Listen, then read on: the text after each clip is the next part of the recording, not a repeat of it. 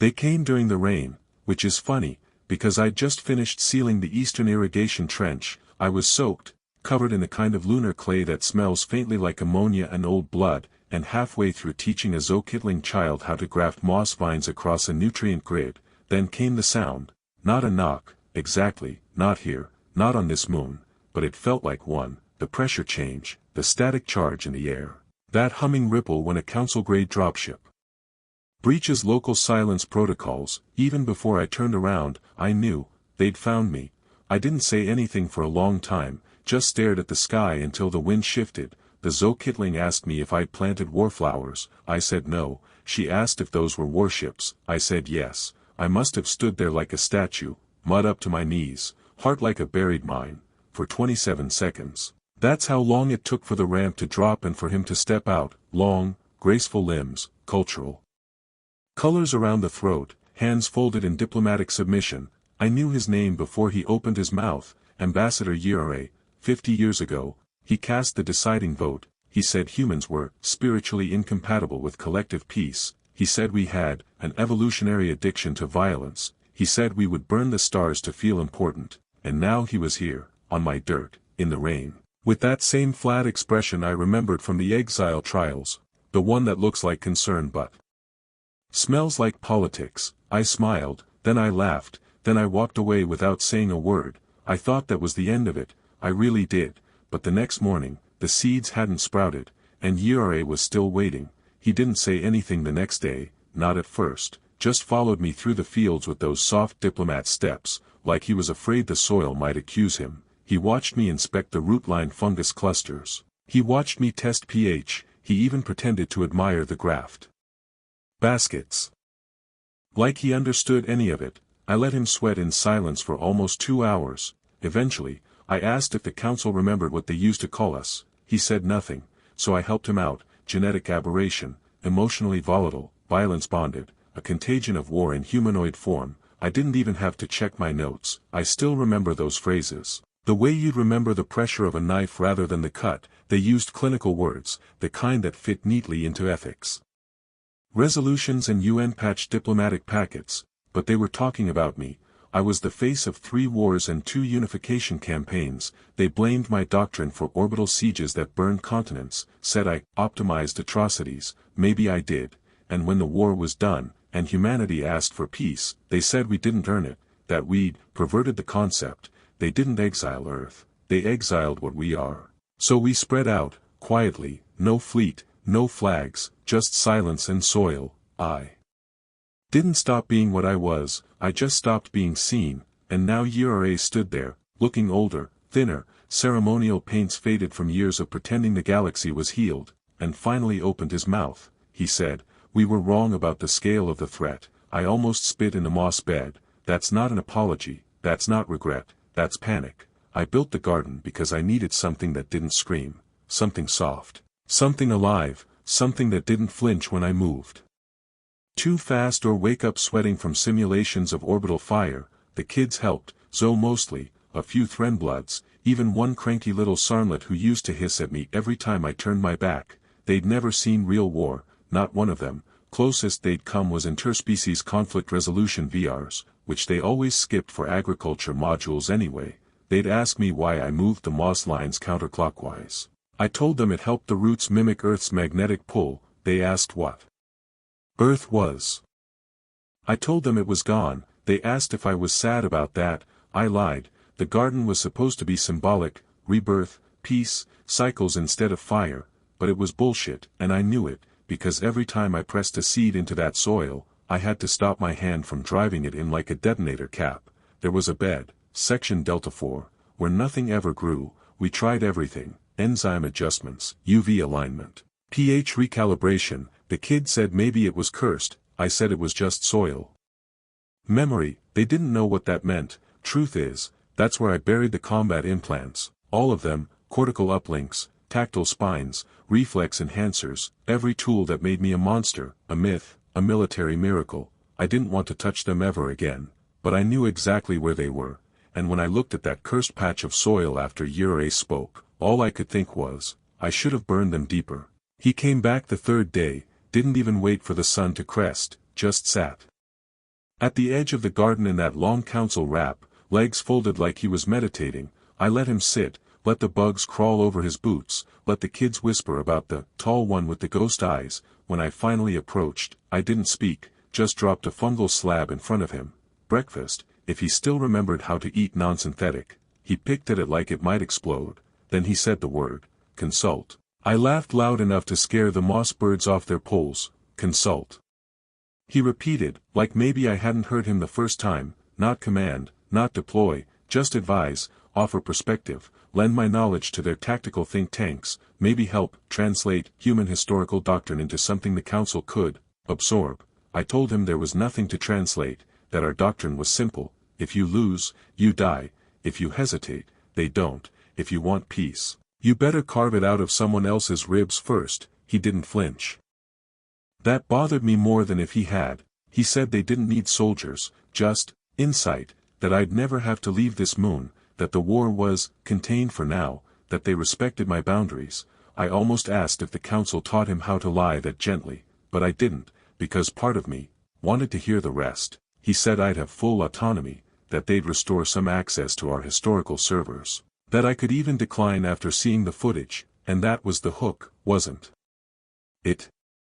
Not the title, not the access, the footage. You should see what they're doing to us, he said. He meant the Suraf, but my body clenched like he meant humans. He waited until the kids went home, smart, or maybe cowardly, doesn't matter. The light was low, the soil still warm from the sun. I was cataloging vine mutations in the west beds, pretending not to notice his shadow stretching across my notes. He stood there for a long time, silent, like he thought silence could erase history. Then he said it. It's good to see you again. I didn't look up, didn't need to. I knew that voice, thin, polished, warm enough to pass as empathy, but cold underneath, like breath on a steel barrel. Yure, the vote was 51-50, his was 51. He'd sat there in his spiraling ceremonial robes and spoke about precaution, about nonviolent purity, about how humanity's cultural immune system had failed to adapt. He'd smiled then, too, same one he wore now, the smile of someone who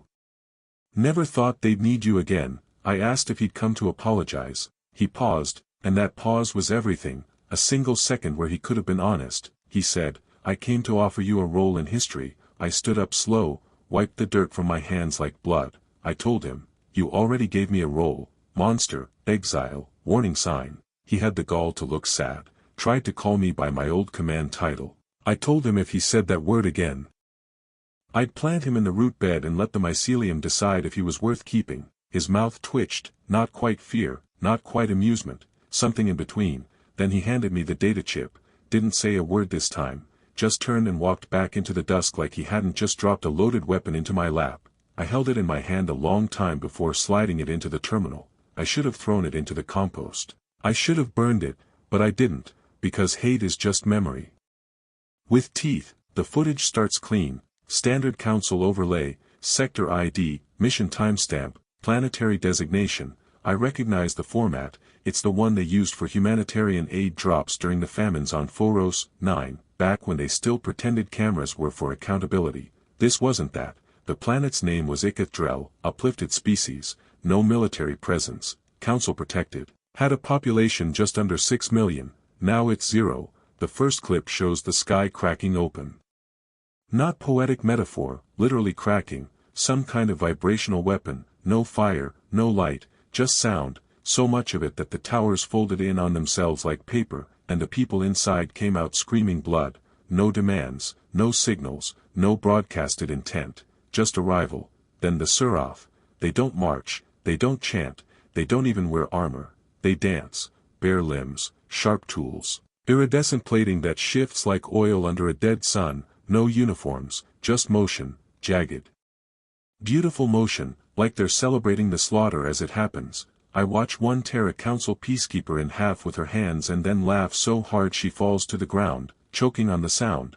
They don't want territory, they want the moment, the act of undoing something delicate, and the council tried. I can see that, deployment bots, barrier drones, diplomatic signals on all bands. They even dropped a full Guardian-class AI core into orbit. It shut itself down after 12 minutes. Too many screams in its empathy net, too many, protected sentience, failing to be protected. The final clip is timestamped 4 days after first contact. It shows a Suroth carving messages into the glassy surface of the melted capital, glyphs, alien, precise. Yura translated them for me. They said, "We like the ones who scream. You have made your children very soft. Send us the angry ones." I told myself I'd watch one file, just one, just enough to understand, to nod, to say, yes, fine. I see why you're here, and send them away. I watched 27, no, 28, there's a point where you stop blinking, where your body forgets it's supposed to react, your jaw stops clenching, your stomach just goes still, not from strength, not from bravery, from overload.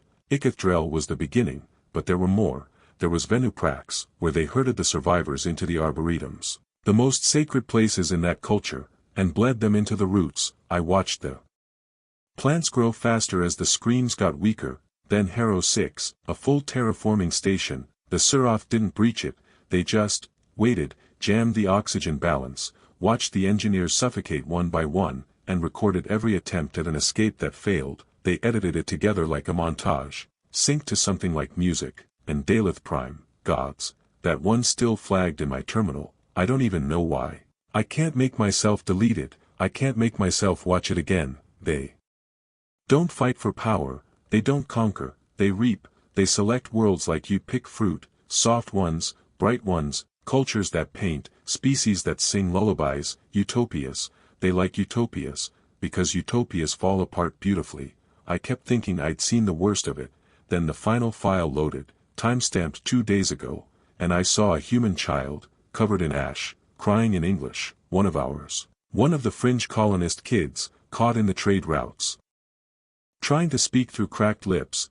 Are you the bad ones or the good ones? The Suroth didn't answer. They just let her keep asking until her voice broke. I said I'd just advise. That's what I told them, that's what I told myself, like some kind of moral prophylactic. If I kept my hands off the gun, maybe I'd still count as clean, maybe I could still go back to the garden after.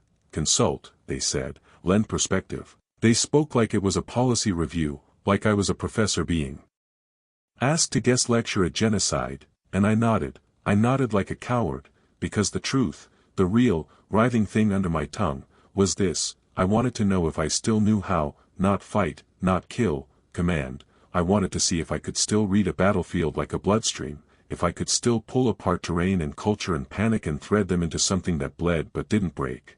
They gave me a room, not even a proper war room, just an old peacekeeper planning dome.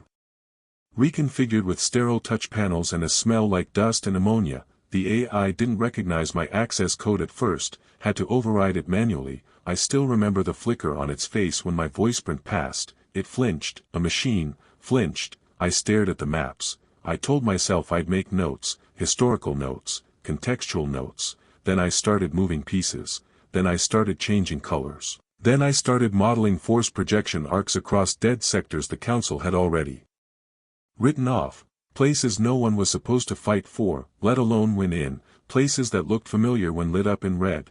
I told myself it was just for analysis, but I already knew which units would die first. I already knew what kind of creatures I'd need to train, not build, not requisition, break. And when Ambassador Yuri walked in 2 hours later, glanced at the screen, and said, "Ah, I see you've begun." I didn't argue, I didn't flinch, I didn't lie, I just said, "I'll need bodies." And he smiled, like I was coming home. I didn't even ask what the council would call me after this. I already knew it wouldn't be consultant. The door locked behind him, and I stared at the interface like it owed me something. I didn't touch the gun, but I touched the trigger, and the worst part is, I think it missed me too. He showed up with dirt under his claws and a question about carrots, not weapons, not tactics, not warfront data or council clearances, just, why do humans grow food in rows? I stared at him like he'd glitched out of a dream I wasn't supposed to have anymore. Slender, violet-toned skin, biofilaments twitching in nervous pulses across his neck fringe. He wore one of those soft fabric learning mantles, the kind stitched with species glyphs and self-warming thread. It hung crooked on his shoulders, like he hadn't learned how to stand proud yet. Sethelrun, that was his name. He introduced himself with all 4 hands folded in that clumsy, ceremonial piece gesture his people still taught, like I was sacred, or dangerous, or both. He'd requested me, specifically, wanted to learn Terran agricultural methods, cultural soil theory, rotational mythologies. I didn't even ask how he got approval. The dome was already too cold with quiet yes I never heard given. He asked if I believed plants had memory. I said yes. Because I've seen fields refuse to grow where blood was spilled too thick. He smiled like that was poetic. He thought he'd found a philosopher. He didn't see the way my hand twitched when he knelt by a root cluster with his back exposed. He didn't flinch when I corrected his planting technique with a little too much force. He just beamed. Gods, he beamed. When the sprout took faster than usual, thought I was magic. I should have sent him away. Should have told him the truth. That humans don't teach things unless we want them used. But he kept coming back, asking questions, bringing datapads full of half-translated Earth folklore. Trying to pronounce words like harvest and sacrifice in the same sentence. He said he liked how violent our metaphors were. I asked why. He said, because they end in life. I told him not all of them do. He laughed, said he wasn't afraid of stories, and I believed him, which is probably when I started to fear me, because I started adjusting the way I spoke around him, softer, slower, like I didn't want to crack the shell too fast, like I wanted to protect the lie that there was still something to protect. But he asked, one day, just once, if I'd ever seen a battlefield, and I said no. He smiled and said, I don't believe you. Then he handed me a data slate with tactical simulations preloaded on it, the same ones I designed. He said he wanted to learn how humans move. I didn't sleep that night. I watched the sprouts outside my dome wither in their rows. I think they knew what was coming before I did. It wasn't supposed to mean anything. He slipped, that's all, lost his balance carrying a seed sack across the ridge slope, rolled straight into a jagged patch of nutrient anchors, bled blue across half the path, started laughing like it didn't sting. I told him to brace next time, lead with his shoulder. He asked what I meant, so I showed him. Just a stance, I said, just weight distribution. I nudged his limbs until his center of gravity stopped swaying like a leaf in wind. He said, like this? No. I stepped behind him, turned his wrist, tucked his elbow in. Like this, then his body shifted, found it, felt it, that low hum, tension, potential, gravity becoming direction. Then he asked, what do I do with it? I didn't answer. I walked over to the target tree, drew a chalk ring on the bark, told him to hit it, just once, just for control. He hesitated. He always hesitated, right before doing exactly what I told him. The strike was messy, too much wrist, not enough hip, but the sound, that sound, knuckle to wood, bark cracking just slightly. It made something in me twitch, a little pulse behind my teeth, familiar, too familiar. We did it again. I corrected his pivot, slowed his breathing, showed him how to move like water with teeth in it. By the 5th strike, he didn't ask questions. By the 10th, the chalk ring was gone, and I caught myself grinning. Not pride, not quite. It was old reflex, the ghost of victory. A muscle I thought I'd buried in compost and cowardice, humming again like it never died. He asked if he should try with his lower arms too. I said no. I don't know why I said no, maybe because it would have made it real. He left the field with bruised knuckles and shining eyes, said he felt connected to the ground. I sat there after he left, staring at the chalk dust and the dent in the bark, and I couldn't remember what it had felt like to not teach someone to fight. There was dirt under my nails and something colder under my skin. The next day, he brought gloves. I didn't tell him not to. It wasn't a sanctioned spar. They were supposed to be studying crop pathogens, mapping fungal decay across the yeast plots. I'd split them into pairs to learn pattern recognition. Thought it was harmless. Pattern recognition leads to perimeter logic. Perimeter logic leads to defense instinct. That was the theory. Then one of the Corellians, bright scales, delicate jaw, too many teeth to mean any harm, laughed at Cethal's posture. Said he still looked like he was holding a shovel instead of a stance. Cethal asked him to repeat it. The Corellian did. Then the ground shifted. I mean that literally. Cethal dropped low, pivoted like I'd shown him, and swept the Corellian's leg joints clean out from under him. One movement, one fluid, brutal arc. He didn't even pause, just followed it through with an elbow, blunt and fast and deep, right into the side of the ribs. The Corellian made a sound I've never heard a body make. Not in training, not even during Earth's unification riots, a clicking gasp. Like glass cracking underwater, everyone froze, including Cethal. The Corellian was still breathing, barely, no permanent damage, but there was blood, not red, not human, but blood, leaking down his side, glossy and vibrant and real. Sethal looked at it, then looked at me. I opened my mouth, nothing came out. He said, "You told me center of mass, was that right? And here's the part that won't let me sleep." I nodded. Not because I wanted him to feel justified, not because I thought it was the right move, but because, in that moment, I felt it, the spark, the rightness of it, the execution, the perfect follow-through of instinct made flesh. He didn't just remember the motion, he understood it, and I was proud. That's the word I can't scrape off my bones. Proud, like a parent, like a craftsman, like a general who just watched a cadet become a weapon. Later, the Corellian was treated, no charges, no disciplinary action. The council didn't want friction among species during an integration exercise, but I saw the others whisper to Sethal, not with fear, with respect. He kept his gloves on for the rest of the week, didn't meet my eyes. I didn't ask him to, but I started checking the med logs every night, and 2 days later, one of the others asked me if they could learn to sweep like that too. It wasn't a program, not at first, just some notes, improvised drills, one-on-one adjustments. I wrote things down so I wouldn't forget which species had which joint tolerances, which pressure points worked where. That's what I told myself. But notes became modules, modules became structure, structure became doctrine. They started calling it the praxis model. I never named it that, I never named it anything. Sethal brought the name back to me like it was a gift, like I should be proud. The others are asking for the praxis sessions, we're logging better retention. I nodded, pretended not to hear the emphasis on others. Word spread fast, too fast. The sessions grew. Dozens at first, then hundreds. They came from sectors I hadn't even briefed, Corellians, Sur, flame skins from the molten belts of Kytha, all sitting on rough stone, watching me draw diagrams in red dust like I was some prophet scratching divine law into the bones of a dead world. And they listened, not with curiosity, with hunger, because no one had ever taught them how to be terrifying before. I taught them proximity dominance, weapon improvisation, disruption formations for enclosed terrain. I taught them that hiding was not cowardice, it was patience, that silence wasn't submission, it was the inhale before the strike. They called it human logic, they meant it as a compliment, and I didn't stop them. I told myself I was just passing on survival, teaching tactics, not philosophy, just options, tools they could use if it ever got bad enough. But the Suroth didn't wait for it to get bad enough. They were already burning through frontier colonies like rot through orchard bark.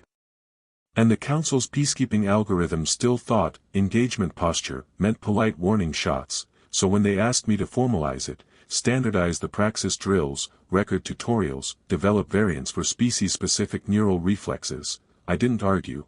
I told them yes, because it felt good, because it worked, because I was tired of watching the fire from behind a plow, because for the first time in decades, I wasn't waiting for the sky to fall, I was building the fire they'd need to crawl through it. And somewhere in the blur of it, between the bodies, the hours, the echo of old voices in my own throat, I stopped noticing when the line blurred, between memory and method, between doctrine and dogma, between the human I became, and the weapon I used to be.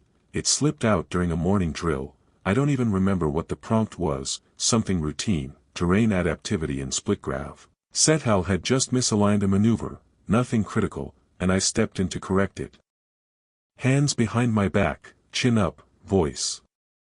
Not mine, not the one I've been using, not the one that murmurs crop rotations to 7-year-old Koreans, not the one that says, "Good job," with a real smile. No, this voice cut, this is not a performance, cadet, it's survival choreography. You don't get to be poetic when the air's already leaking from your lungs. I felt the words land, I saw Sethal flinch.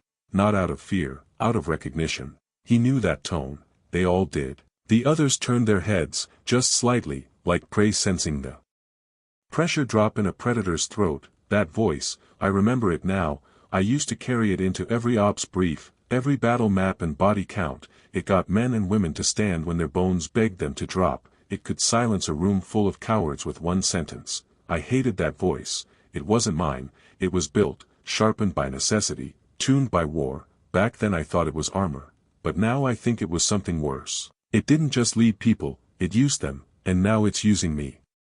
Again, I caught myself later, alone, recording debrief modules for interspecies application, and I realized I'd been narrating them in the same cadence, same inflection, same clipped authority that made subordinates follow without thinking. I tried to delete the file, system flagged it as already archived, already shared. The council issued commendations, called the module morale stabilizing. They said it was going viral. Like a contagion, I told myself I'd soften the next one, smile more, breathe more, sound less like him. But then the next broadcast came in, the footage from Fendak 4, and I started recording again without thinking. I didn't even hear my own voice until I said, "They'll hit you in waves of 3, that's not panic, it's pattern, break their formation, break their rhythm, you want to survive. You become the pattern," and just like that, he was back. We won a ridge, that's what the council called it in their memo.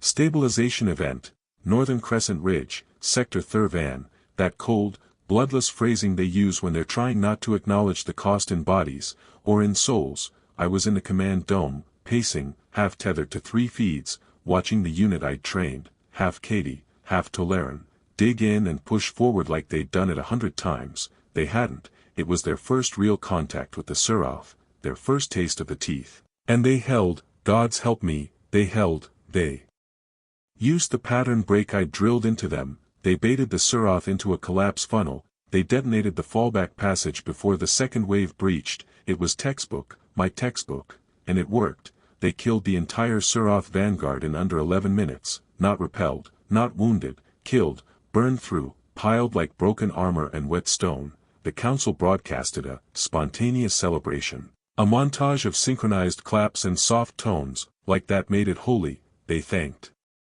the trainees, they thanked the principles of cooperative resistance, they even thanked me. I felt nothing. No, that's not true. I felt the pause, that space right after the violence, where your brain tries to file the horror into acceptable, before the smell fades, that long breath where you want to believe it's over, but it's never over, because while they celebrated, I kept watching the uncut feed, no filters, no musical overlays, just static washed audio and raw thermal. One of the Tolerans, the smallest one, Servo, I think, had taken 3 hits to the upper torso. They didn't scream, they just sat, knees up, arms locked around themselves, rocking. The camera caught Sethal walking past the bodies. His eyes didn't even flicker. He stepped over a severed Suroth limb like it was a branch. There was blood on his cheek. He hadn't wiped it off. I should have felt hope. They survived. They adapted. They did everything I told them, but I didn't feel hope. I felt the old tension curling under my ribs, the one that whispers, "This is just the beginning. They don't see what I see, can't see, won't see, the numbers. They print the victory, the progress, the kill count like trophies. What they don't print are the cracks, the kids who learn to aim too young, the ones who don't flinch when they pull a trigger, the alien children with haunted eyes, carving human names into their gear like prayer beads. The tactics, they cheer the precision strikes.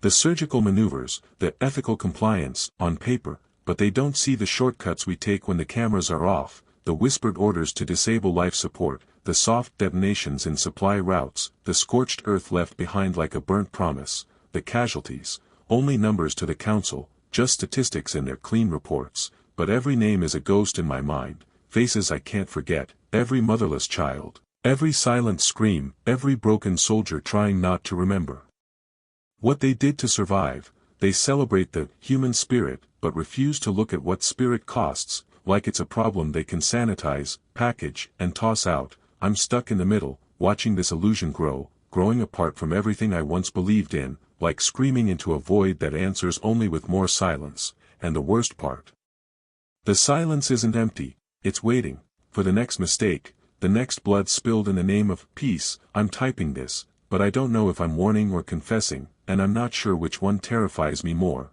I didn't sleep that night, not because of nightmares. I think I would have welcomed nightmares. They're predictable. You wake up soaked, you scrub your hands in a sink that's never clean enough, you breathe. You lie to yourself that it was just a dream, easy. This wasn't that. It was the laughter. Sethal was laughing, not forced, not polite, not the diplomatic mirth I'd seen from his species when they tried to mimic our humor. This was real, that breathless, chest-clutching, eyes glowing kind of laugh that only happens after adrenaline burns itself out and nothing's left but survival. The barracks were too bright, too clean, too cheerful. They were eating together, like it was a harvest festival. They'd moved the mess tables to form a circle. Someone had drawn blood-dripping Suraf heads on a whiteboard and labeled it, First Kill Club. They weren't ashamed, they were proud. Sethal saw me in the doorway and waved me in like it was a classroom again. I nodded, didn't enter, just leaned against the frame, arms crossed, breathing in something I didn't want to name. I don't know if it was fear or pride or nausea or all three wrapped in barbed wire. I watched them, all of them, laughing, comparing bruises, reenacting the moment one of them spiked a Suraf through its mouth hinges. Someone pulled up the squad's bodycam footage and slowed it down for effect. Cheers went up when the kill landed. Digital blood flickered on screen like confetti. It was supposed to be a disaster, that mission, their first field push, light recon, fallback if engaged. But they didn't fall back. They held the ridge, they adapted mid-combat, they broke a flank and pushed the enemy into retreat, minimal casualties, maximum damage, just like I taught them, and now they were laughing. I wanted to be furious. I wanted to grab Sethal by his shoulders and scream, "This isn't a party, you shouldn't be smiling, you should be wrecked, you should be shaking and vomiting and hating me for putting that weapon in your hand." But he wasn't. None of them were. They looked at me the way we used to look at our old commander, back when Earth was fire and unity cost blood, that half-reverent, half-addicted stare, the teach us more stare, the we'll follow you anywhere stare. God. I went back to my quarters and sat in the dark, watched the room not move, watched my hands not tremble. I was afraid of how steady they were. I used to tell myself I trained them for necessity, that I was protecting them, giving them a fighting chance, passing on our scars so they wouldn't earn their own. But watching them that night, all grins and bragging rights and inside jokes about murder, I didn't see soldiers, I saw my children, and worse, I saw me. I replayed the helmet cam footage again, alone, just once, paused it when Sethal drove the blade in, not his face, not the Cyratha's, mine, reflected in the polished steel of the helmet visor. He looked so calm, so focused, so ready, and the worst part. The part one can't forgive.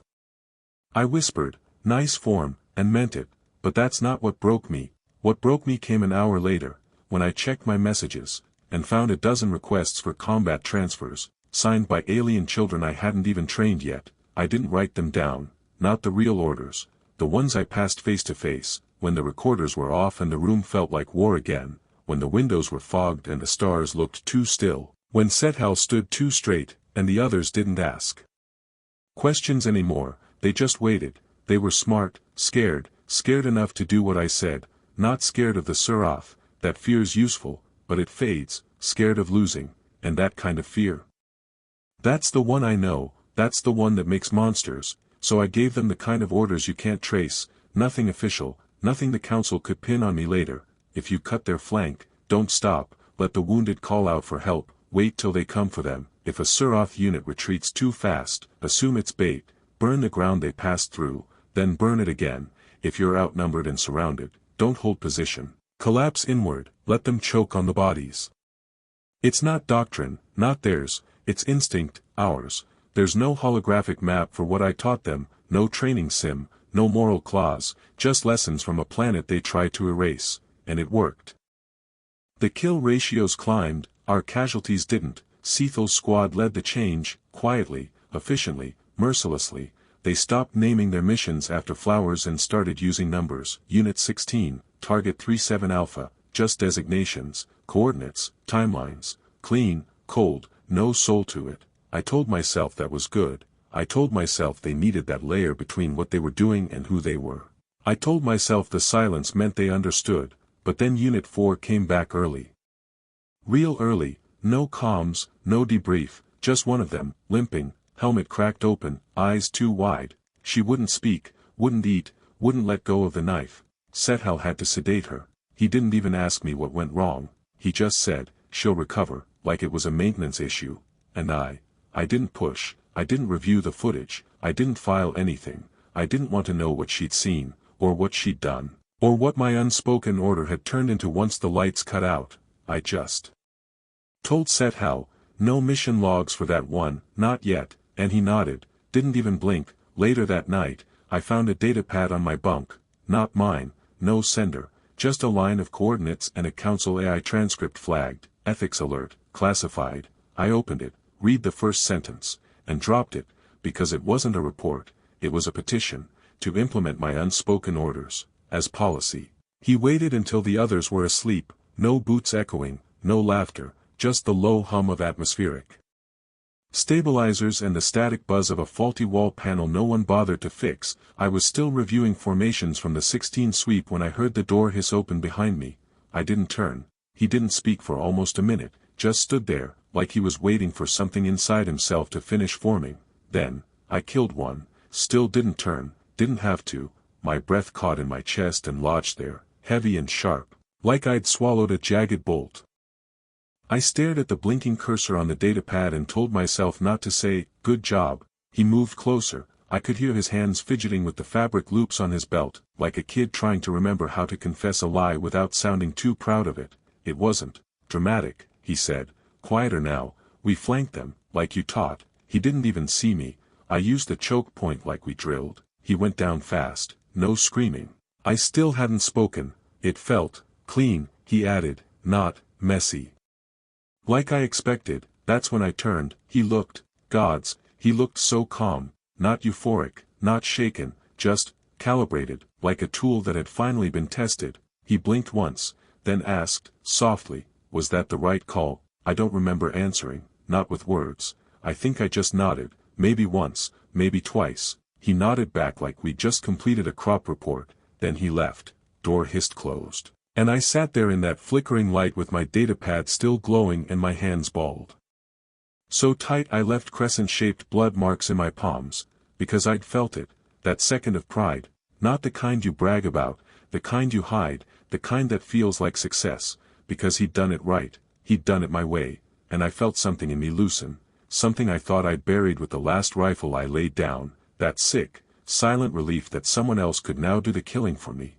I tried to go back to the map. I tried to rerun projections. Instead, I opened the barracks cam feed, watched him sit on his bunk, quiet, steady, polishing his boots. I scrubbed back through the feed, earlier in the day, field op footage, paused it just before he struck, zoomed in, frame by frame. The Suroth wasn't armed, just turning around, just, the log ends there, because someone had cut the audio, and someone had deleted the last 2 seconds, and that someone wasn't me. They gave me a sash, deep crimson, woven with threads from a pieceworm or some sacred fiber I was supposed to care about, draped it over my shoulders like a noose made of compliments, said it represented unity forged through adversity. I kept waiting for someone to realize the irony. No one did.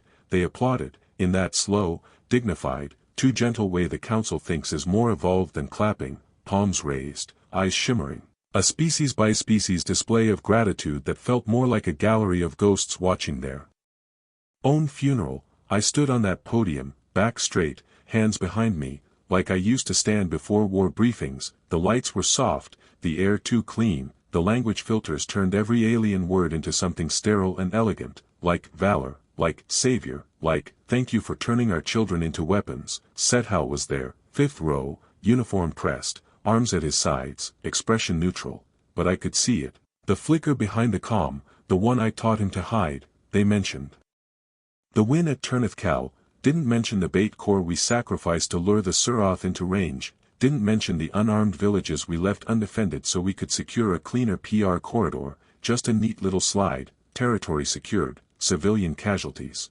acceptable margins. They called me a liberator. I bit the inside of my cheek hard enough to taste metal. I think I smiled, or something close enough. My face doesn't quite move like it used to, too many scars, too much restraint burned into the muscle. Yurei shook my hand after. He's gotten good at that, mimicking human customs like they never exiled us, like he wasn't the one who led the vote to ban our kind from their ivory halls. He smiled, that too smooth lizard smile, and said, "You've done something beautiful here." I wanted to spit, but I just said, "Wasn't me, was the students." He nodded like that made it better. Like handing the knife to someone else before they stab makes the blood not yours.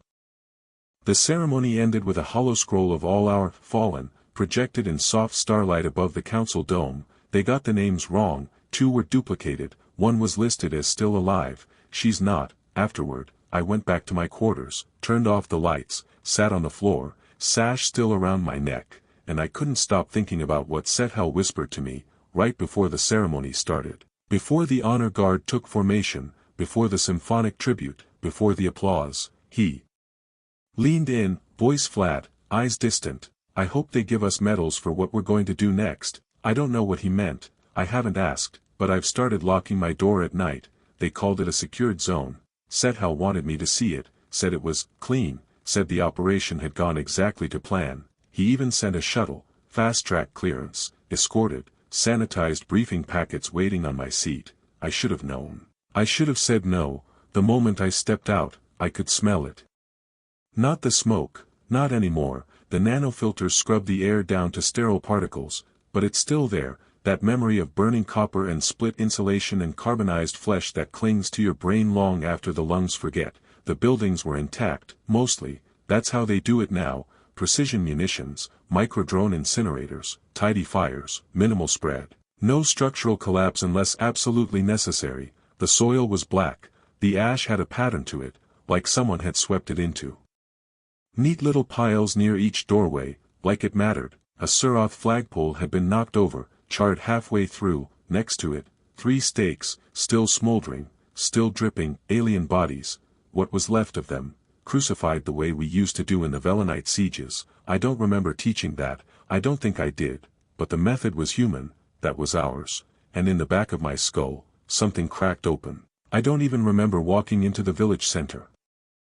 The room smelled like metal and sweat and stale ration packs. I hadn't changed my clothes in 2 days. The boots came off but the uniform stayed. I sat on the floor again, back against the console, knees pulled to my chest like a goddamn child. I didn't cry, not at first. I just breathed, slow, shallow, waiting for it to pass. It always passed, that sick, cold coil in my gut, that pressure behind my eyes. It's like a storm surge that never quite breaks. You wait it out, you get through, but then I saw the datapad still on the desk, and I saw her name again, not Vales, not from Nurak, for this time it was Iskitem, one of the local translators. I taught her Terran syntax for crop indexing. She used to hum when she walked, little gliding notes through her gill sacks that made the kids laugh. She wasn't a soldier, she wasn't on any strike list, she was burned out of that village last week.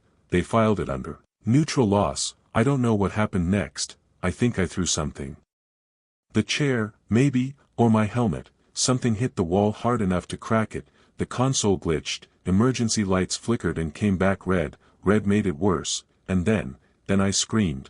Not a shout, not a command, not even words, just this animal sound that tore straight out of me like something buried too long. I screamed until my throat burned, until my ears rang, until my ribs hurt from the force of it. I screamed until I couldn't breathe and then I kept going anyway.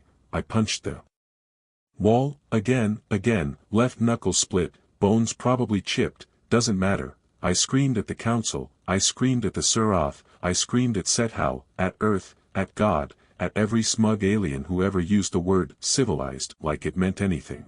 And then I screamed at myself, because none of this would have happened if I'd said no, if I'd stayed in the garden, if I'd let the galaxy burn. But I didn't. I came back. I liked it. The problem wasn't that I broke the rules. The problem was that I remembered how good it felt to win, and now I'm breaking in the dark again, alone, just like before, just like after Thera Station, just like after the culling of Farside, except this time, there's someone outside my door. They haven't knocked yet. I didn't tell them about the relay beacons. I didn't mention the backdoor route through the column dust band, or the seismic charges hidden under the evac shelters. I didn't say what I'd embedded in the language modules of the frontline squads, just that communication efficiency had improved. They wouldn't understand, they'd choke on the ethics before they read the results, so I stopped giving them the real plans. They still got the official ones, the sanitized, ethically sound, AI-verified versions with color-coded retreat corridors and minimal collateral protocols, but those weren't the plans that worked. The ones that worked lived in my secondary neural partition, locked, untraceable. Not even the archive AI could access them unless I bled on a retinal slate. Old Earth security fallback, red sector protocol, technically obsolete, still terrifyingly functional. The real plan is simple: lure the Surath to Quran's Crescent, make them think it's a soft resupply node, make the comms leak just enough to bait them in, use the fake civilian traffic as cover, let them descend, let them gloat. Then collapse the ridge network on top of them, a tectonic snap, artificially induced, looks like a natural fault, 3 million tons of rock and plasma glass, no survivors, no evidence, no questions. They'll call it a miracle, an unplanned quake that spared the core outpost. They'll mourn the lost civilians, hold a candlelight vigil, make speeches about resilience and planetary risk modeling. But the truth is, there won't be any civilians. They're not real. I populated the manifest with ghost IDs, constructed neural loops, hollow footage reruns, enough noise to fool an entire Surath scout web. It's textbook, it's precise, it's clean, and it makes me feel nothing. I don't care if it's a war crime, I don't care if it violates every council statute on synthetic deception or psychological targeting, because it'll work, and we'll win, and fewer of mine will die. That's the calculus now, not good and evil, not right and wrong, just less dying. I finalized the beacon route last night, sent it out through a one-way burst ping, masked under a ceremonial fleet transmission. By the time anyone traces it, the ridge will already be rubble, and when the next Surath commander tries to gloat, they'll be speaking to a grave. Except, there's a new message waiting in my queue. It's from Sethal, time-stamped before the burst went out. The message was simple, one line. I didn't follow the plan. I stared at it too long for a single line. It was like Sethal had peeled back all the layers I'd spent years building, protocols, ethics, back channels, and tossed them in a cosmic trash heap.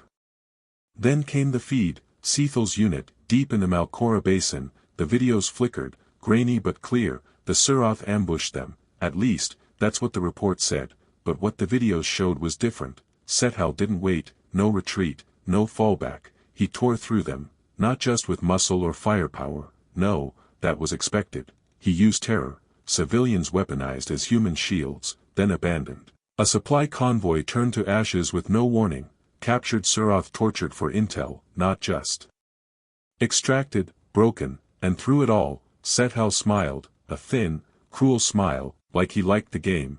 The council's official channels erupted in shock.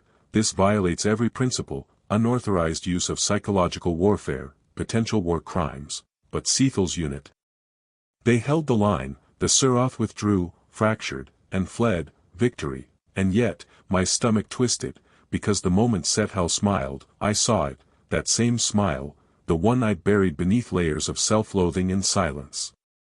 The one that whispered, "You taught me." The question wasn't if Sethal could win, it was how much of that victory would come back to haunt me, because somewhere deep in that ruthless grin was a warning. The war was no longer about survival, it was about domination, and Sethal?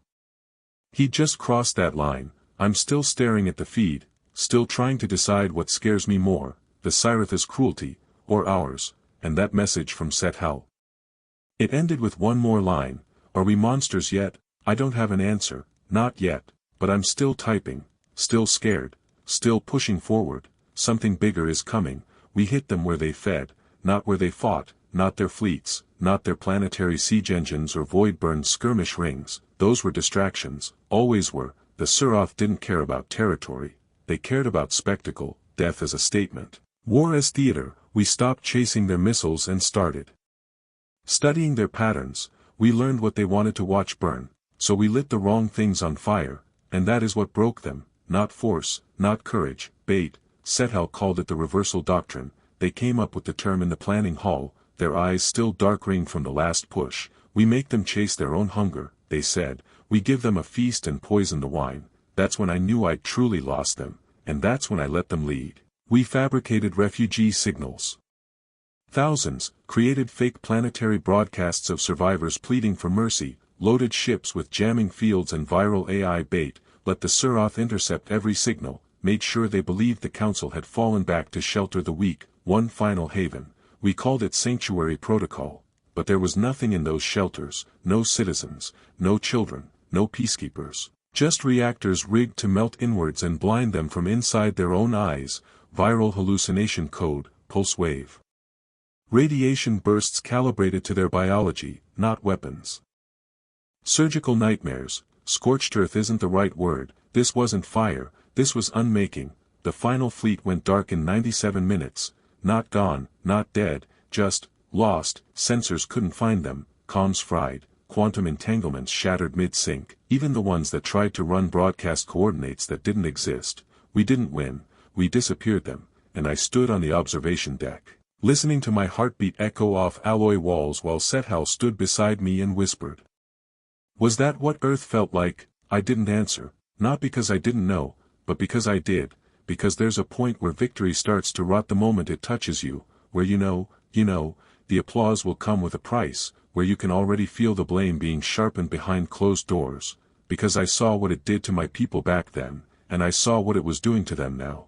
One of the young ones, Aarshern, I think, vomited after the broadcast played, the one where the council declared the operation a necessary triumph of adaptive defense. They used the word cleansing. No one blinked, except me. Later that night, I found Sethal alone in the war room. They were watching the telemetry loops, slowed them down, frame by frame, watching the Suroth try to understand what was happening before the lights went out. I thought they were monsters, Sethal said, not looking at me, but they looked scared. I wanted to say something, anything, but I was too busy wondering how long it would be until we looked the same, and then the door unlocked itself, not opened, unlocked. No one was outside, just a blinking light, message waiting, council authentication code, new orders, no subject line, no sender, just the name of the next planet, and the phrase, residual threat clearance initiative, proceed immediately. I haven't opened it yet. There wasn't a parade, no mass transmission, no orbital banners, no triumphant anthem beamed across council frequencies. Just a sterile ping in my neural inbox, formal notice of conflict termination, joint tactical objective achieved, that was it, 76 characters, and I remember thinking, not feeling, just observing, that it took longer to approve a hydroponic irrigation update. The council held a gratitude event. 2 days later, no cameras, no press, a private hall on Virelli's Prime. Somewhere deep in the administrative ring, cold light, 0 windows. I wore the same jacket I'd been sleeping in. No one mentioned it. Ambassador Yurare was there. He shook my hand, smiled like the war had been a business merger that closed on time and slightly under budget. He said, "You've served the greater good with distinction. As always, humanity proves uniquely adaptable." I remember blinking a few times, wondering if that was a compliment or a warning. Sethal didn't come. I don't blame them. The others, the ones who made it, stood in the back like relics no one knew what to do with. The first generation of warriors the council ever built, trained killers dressed in civilian robes, twitching at shadows and ceiling vents. They served fizzy fruit wine. I didn't drink it. I was too tired, and I didn't want to taste anything sweet while my hands still smelled like plasma-scorched armor seals. Yurare asked me what I'd do next. I told him I was going back to my garden. He nodded like that made sense, like it was still there, like the soil hadn't been poisoned with shrapnel and salted with re-entry debris. The worst part. He meant it, every word. He thought he was giving me a gift, thought this was mercy, closure, peace. But I saw the other diplomats watching me from the corners, whispering behind neural firewalls. I saw the way the guards hovered just a little closer to me than anyone else, how my name was never said out loud during the ceremony, not once, not in speech, not in archive, just, the human commander, not even a rank. No medals, just a thank you, a cold one. And a handshake that felt like a warning. I left early, no one stopped me, no one followed, or maybe that's the trick. They're too good now, too quiet, too practiced. There was a file waiting in my shuttle when I got back, no sender, titled, Legacy Reconciliation Options, Draft 3-4, it opened itself, and the first line was, to preserve council integrity. Narrative restructuring of the conflict will require selective redaction of unauthorized human actions. The next line. Recommended outcome, honorable death in final battle, optional monument. So yeah, no parade. I didn't even get a trial, didn't get a call, a warning, a knock, just a summons on an encrypted channel I wasn't supposed to still have access to, marked, Internal Ethics Review, Sealed Committee, 3 council seals I didn't recognize, the kind they use when something's already decided. The document opened itself. Unethical deployment strategies, unsanctioned tactical frameworks, legacy. Contamination risk. I laughed, not even a bitter one, just, empty air, like my lungs had finally given up pretending there was oxygen on this rock. They listed out everything, my off-record comms, the orders I gave without full council authorization, the ops that didn't exist on paper, but somehow made it into the archive under anomalous success outcomes. They quoted my own words back at me, twisted, cropped, edited to sound mad. I said, "No one's coming to save you, you either kill them first or you die slow." I remember saying that to a group of green cadets, 2 hours before their first live field op. One of them was shaking so hard their claws couldn't hold the training rifle. That line steadied them, but now it was in a dossier under the heading, Evidence of Psychological Coercion. They clipped out the footage of what came next, when that cadet held the flank and saved 6 others. That didn't make the cut. Another line, tear out their command links first, the Suraf. Adapt to fear. Give them nothing but chaos. That's what I told Sethal the night before the breach at Derrick Station. That op saved the station's population, 8,000 non-combatants, the report says, pattern of deliberate brutality, evidence of premeditated disruption strategy exceeding Geneva AI Accords. Geneva, they're quoting Earth's old laws now. The same laws they said were barbaric relics of a fragmented past, when they exiled us. I didn't reply to the summons, didn't defend myself, didn't send a counterfile, because I know what this is. It's cleanup, it's narrative control. They can't let the galaxy think peace failed, can't admit that everything they taught, that diplomacy was enough, that empathy could overcome extinction, was a story they whispered to themselves in the dark, so they're going to kill that story's editor, me. I thought I'd feel betrayed, but it's worse than that. I feel nothing, just pressure. Heat under the skin, like my blood's turned to steam. You asked for war, I gave you war. You asked for monsters, I taught you how to make them, and now you flinch because they still breathe. No, you don't get to sanitize this. You don't get to erase the blood and keep the crown. I am not some glitch in your peace engine. I am the reason it didn't explode on contact. And if you think you've silenced me, wait, hold on. There's movement outside, no tags, not council, not mine. Motion ping says 6 bodies approaching. One of them is wearing human boots. I'm going to check. I'll keep the feed open. It was supposed to be public, broadcast across the council core worlds, out to the recovery fleets, the outposts, the burned moons. They called it a closing address. Their wording, like this was a conference, like we all just finished discussing the extinction of 12 civilizations over tea and polite nods. They gave me 5 minutes, 5 minutes to say something inspiring, soothing, to help the post-war transition settle. I showed up in full field armor, not cleaned, still scorched from the Derrick push, still stinking of blood and machine grease and things the Suraf left behind that don't have names. Ambassador Yirare was there. He didn't look at me when I entered, just fidgeted with his data brace and muttered something about protocol formatting. They had a script prepared. I didn't use it. They told me to thank the brave coalition for its unity, to remind citizens of the Council's commitment to peace and ethical reconstruction. Instead, I looked directly into the holocron, into their fake, collective face. I said, this was not peace, this was survival, and you didn't survive it. We did. Silence. I kept going.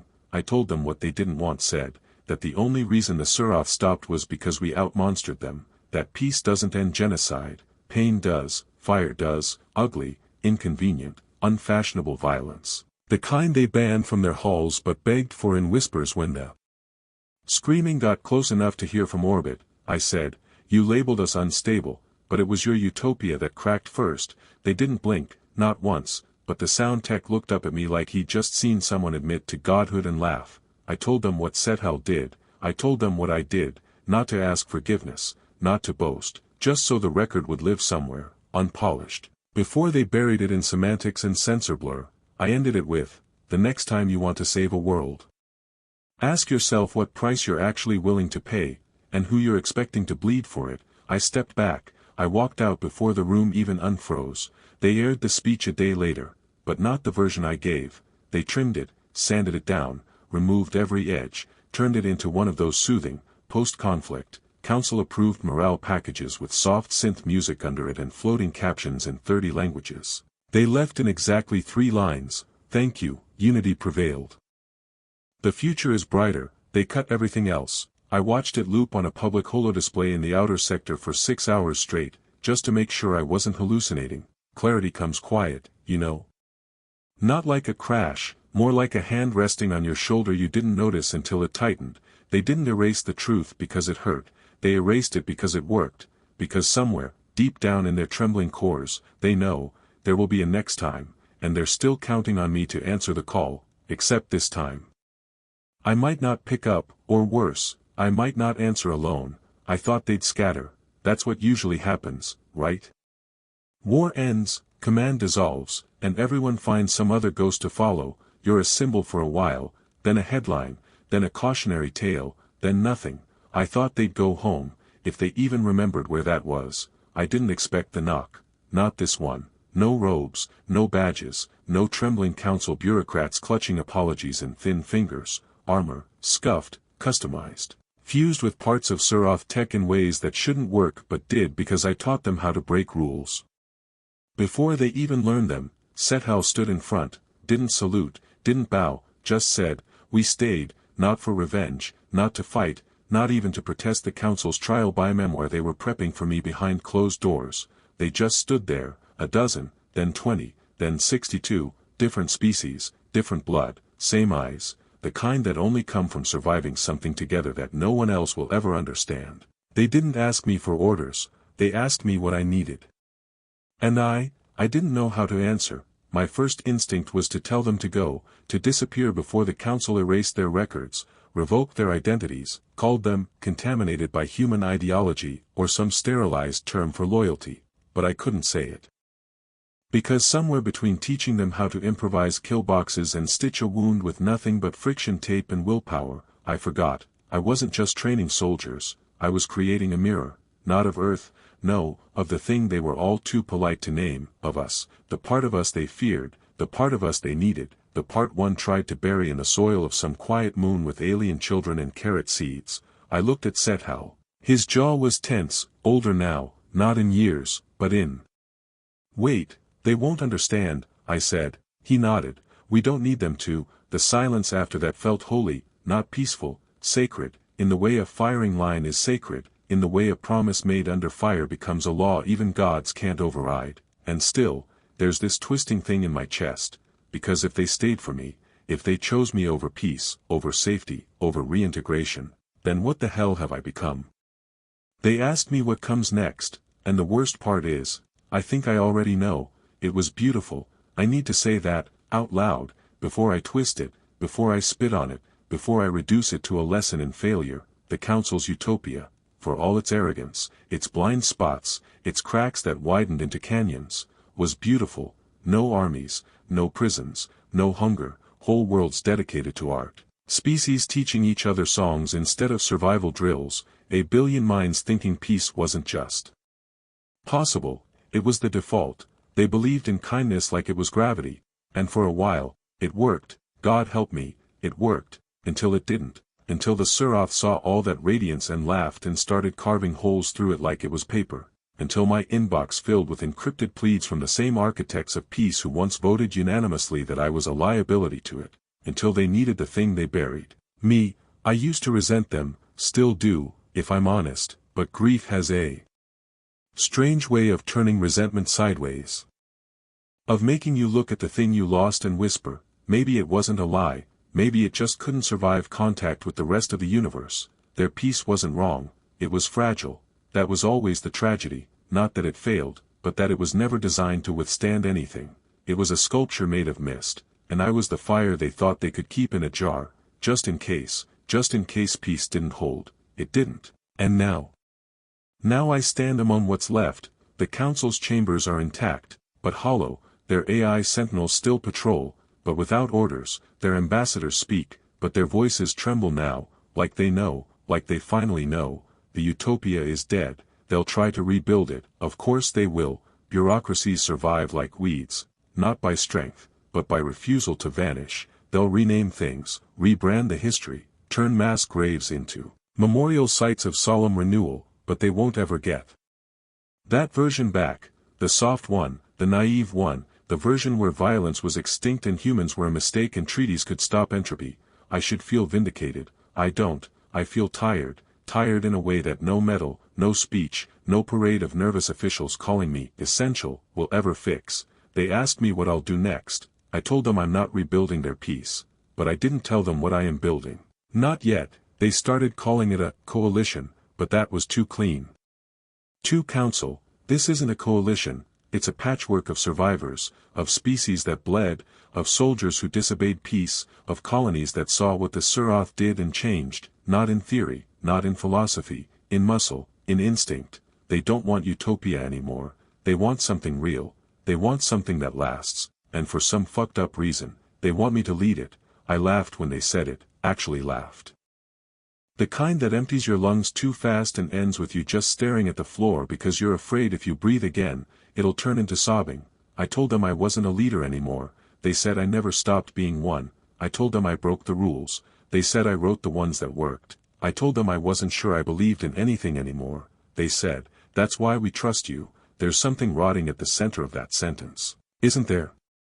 The doctrine we're drafting now doesn't have a name, not yet, but the foundations are ugly and honest. No illusions, no peace as default, no war as glory, only this: know your enemy, know yourself, know the cost. We're building a doctrine where peace is something you defend, with teeth, if you have to, where the softness comes after the threat is over, where survival isn't shameful, and violence isn't holy. Cethal's rewriting part of it. He says the next generation needs stories that don't end with medals or moral purity. They need stories that tell the truth, that sometimes you win and it still feels like failure, that sometimes you lose a piece of yourself in order to save the rest. He doesn't look like a student anymore, and maybe that's the problem. Every time I think about leading this new thing, I see the faces I trained, the ones who came back, the ones who didn't. I hear the council's sanitized broadcast, I smell ash, I feel the burn of every justified decision curling under my ribs like a nerve that never healed. I'm not sure I should lead it, but I think I already am, and if I step down, no, they'd tear each other apart. They need someone who remembers what happens when peace is a fantasy and war is a drug. They need someone who hates both, someone like me. They gave me a new seat. I haven't sat in it yet, I'm staring at it now, and the thing that scares me most, I think I finally want to. I haven't said this out loud, not once. Not even to the ghost of myself I'm dragging around these days, but here it is. I missed it, the war, the command, the purpose. I hated that part of me, the part that felt the pull, the rush, the dark satisfaction in controlling chaos, in sending orders that made people bleed for a reason I believed in, the part that slipped back into that voice, sharp, cold, unstoppable. I hated that part like it was a disease. But goddamn if it wasn't the only part that made me feel alive. I've been pretending.